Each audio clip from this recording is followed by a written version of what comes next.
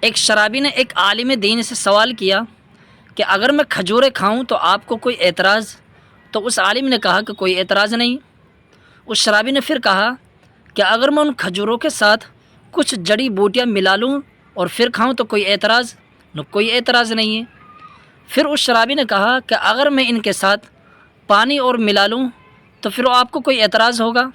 تو اس عالم دین نے کہا کہ خوب شوق سے پیو، اس میں بھی کوئی اعتراض نہیں ہے۔ اس شرابی نے کہا کہ یہ جب ساری چیزیں جائز اور حلال ہیں تو پھر آپ شراب کو حرام کیوں کہتے ہو؟ حالانکہ اس میں یہی تو چیزیں ہیں جن کی آپ کھانے پینے کی اجازت دے رہے ہیں، یعنی کھجور، پانی اور جڑی بوٹیاں۔ اس عالم نے اس شرابی کی بات کا بڑا اچھا جواب دیا، غور سے سنیے۔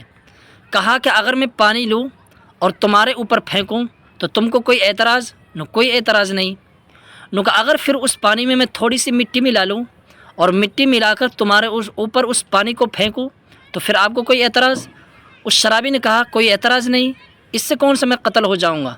اس عالم دین نے پھر کہا کہ اگر میں پانی اور مٹی لوں اور اس کو گوندھ کر ایک اینٹ بنا لوں اور پھر اس کو خشک کر لوں، خشک کرنے کے بعد تمہارے سر پر ماروں تو تم کو کوئی اعتراض ہوگا؟ اس نے کہا کہ اس سے تو میں ہلاک ہو جاؤں گا، آپ مجھے قتل کر دیں گے۔